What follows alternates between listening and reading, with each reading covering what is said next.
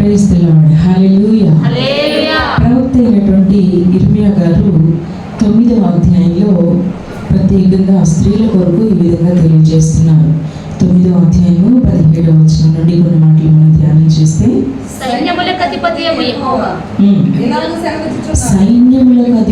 యెహోవా ఇలాగ సెలవిచ్చుచున్నాడు. ప్రవక్త గారి ద్వారా తెలియచేయబడుతున్నటువంటి మాటలు ఏంటంటే, ఆలోచింపుడి, రోదనము చేయి స్త్రీలను కనుగొనుడి, వారిని పిలువనంపించండి. ఎవరిని పిలవాలంట? రోదనము చేసే స్త్రీలు కావాలి ప్రభువుకు. రోదనం చేయాలట.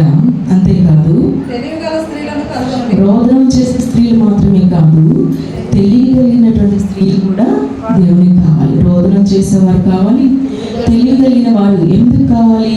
అసలు తెలియగలిగిన వారే చక్కగా సమయాన్ని సద్వినియోగం చేసుకుంటారట. ఎఫెసీ పత్రికలో మనం చదువుతాం కదా, దినములు చెడ్డగా ఉన్నాయి కనుక సమయమును పోనీక సద్వినియోగం చేసుకోవచ్చు.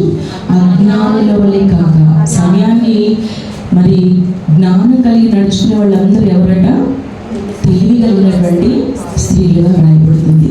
జ్ఞానంలో వల్లే నడుచుకున్నట్లు జాగ్రత్తగా చూసుకోవాలట. అందుకని తెలివి కలిగినటువంటి స్త్రీలు ప్రభువు కావాలని ప్రవక్త ద్వారా ప్రవచింపబడుతున్నటువంటి విషయాలు ఇవి. పిలిచిన తర్వాత వాళ్ళు ఏం పని చేయాలట? మన కన్నులు కన్నీళ్లు విడిచినట్లుగాను, మన కన్నుల నుండి కన్నీళ్లు ఒలిగినట్లుగాను వారు త్వరపడి రోదన ధ్వని చేయాలి. ఏ ధ్వని చేయాలి? రోదన ధ్వని చేయాలట. 20వ వచనంలో రాస్తున్నాడు, స్త్రీలారా ప్రత్యేకంగా పిలుస్తున్నారు. స్త్రీలారా యెహోవా మాట వినుడి, మీరు చెవియొగ్గి ఆయన నోటి మాటను ఆలకించండి. మీ కుమార్తెలకు రోదనము చేయనేర్పుడి. ఎవరికి నేర్పించాలంటండి? మన కుమార్తెలకు. మనం రోదనం చేయమని పైవచనంలో చెప్పారు. ఇక్కడ కూడా అంటున్నాడు, మన కుమార్తెలకు రోదన చేయడం నేర్పించాలి. ఒకరికొకరు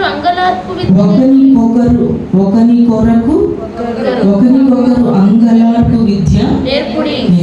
స్త్రీలుగా మనమందరము ఈ పరిచర్యలో, స్త్రీల పరిచర్యగా మనం కూడి ఒకరి కొరకు ఒకరు విజ్ఞాపన ప్రార్థన చేయాలి. అది కూడా కన్నీటి ప్రార్థన చేయమని తెలియజేస్తున్నారు. ఒకరినొకడు అంగలార్పు విద్య. ఇక్కడ వచ్చిన స్త్రీలందరూ కూడా, ఆయన సన్నిధికి చేరిన స్త్రీలందరూ కూడా ఒక విద్యను నేర్చుకోవడానికి రావాలట. స్త్రీలమైనటువంటి మనమందరము రోదనము చేసే విద్యను మనం నేర్చుకుని మన బిడ్డలకు కూడా నేర్పించాలి. అలా కన్నీటి ప్రార్థన చేసి ఎందుకొరకు చేయాలి? పసిపిల్లల ప్రాణము వీధులలో పసిపిల్లలు లేకుండా ఎందుకు నేర్చుకోవాలి, ఎందుకు చేయాలి అంటే, వీధులలో పసిపిల్లలు లేకుండాను, రాజమార్గాలలో యవనులు లేకుండాను వారిని నాశనం చేయడానికి మరణము కిటికీలను ఎక్కుచున్నది. మన నగరాల్లో కూడా ప్రవేశించింది. ఇవాళ రోజుల్లో మనం చూస్తే నగరాల్లో మనకు గృహాల్లోనికి మరణం ఎక్కిందట. ఏ ద్వారా? పసిపిల్లలు. ఇప్పుడు ప్రతి పిల్లల చేతిలో కూడా సెల్ ఫోన్లోకి ఇంటర్నెట్ ఎటు నుండి వస్తుంది? మన కిటికీలో నుండే వస్తుంది. వాటి ద్వారా చిన్న పిల్లల్ని చూడరాని కార్యాలు చూసి చిన్నప్పుడే ప్రాక్టీస్ చేయడం ద్వారా వాటిని బట్టి వాళ్ళు ఏమైపోతున్నారు? మరణానికి గురైపోతున్నారు. ఈ మధ్యకాలంలో ఒక వీడియోలో మనం చూసాం, ఒక బ్యాట్తో తల్లిని చంపేశాడు, ఫోన్ లేదని. ఎంత బానిసైపోయి ఉన్నాడు. అదంతా కూడా దేని ద్వారా వస్తుంది? ఇంటర్నెట్, ఫోన్ ద్వారా.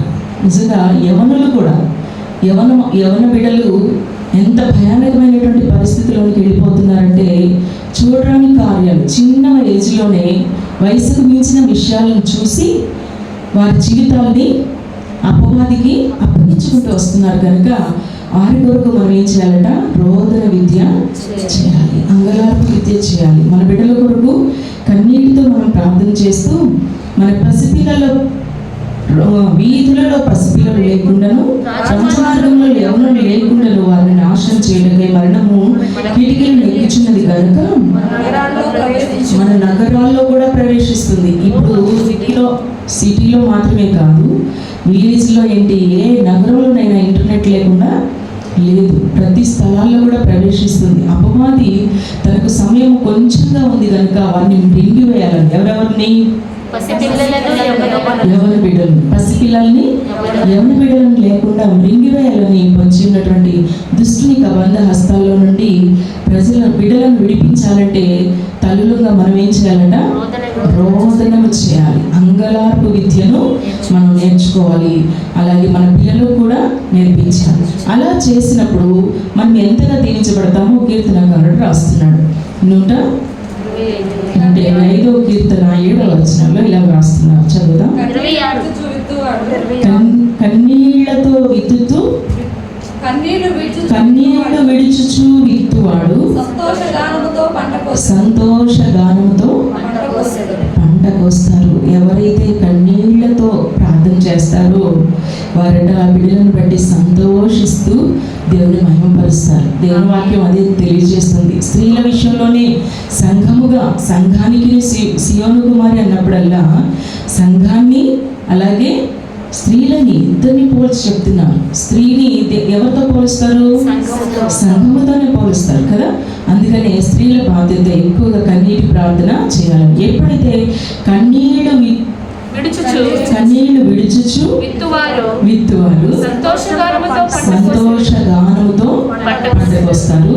పిడికెడు విత్తనములు చేత పట్టుకుని ఏడ్చుచూ పోవు విత్తువాడు విత్తుతూ వెళుతున్నవాడు సంతోషగానము చేయించు పనులు మోసుకుని వస్తారు. బిడ్డల కొరకు ఏ తల్లి అయితే కన్నీరు కాచి ప్రార్థన చేస్తూ వస్తారో వారిని బట్టి సంతోషిస్తారు. వారి ద్వారా గొప్ప మేలులు పొందుకుంటారు. నిజంగా ఆదిమ తల్లిదండ్రుల బిడ్డలు ఇద్దరు కయీను హేబేలు విషయంలో చాలా దుఃఖపడ్డారు కదా.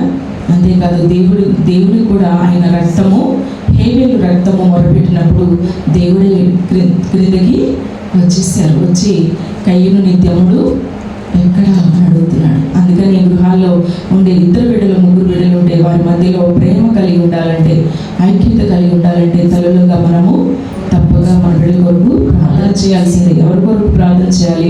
వీధిలో ఉన్నటువంటి చిన్నపిల్లలందరి కొరకు ప్రార్థన చేయాలి. మన బిడ్డల కొరకే చేస్తే అది స్వార్థం. కానీ మరి రాజమార్గాల్లో ఉన్న ప్రజలందరి కొరకు, ఎవరి కొరకు, పసిబిడ్డల కొరకు మనమందరం ప్రార్థన చేసి వారిని బట్టి సంతోషించే గొప్ప సాక్ష్యం పొందుకొందుము గాక. ఆమేన్. హల్లెలూయా.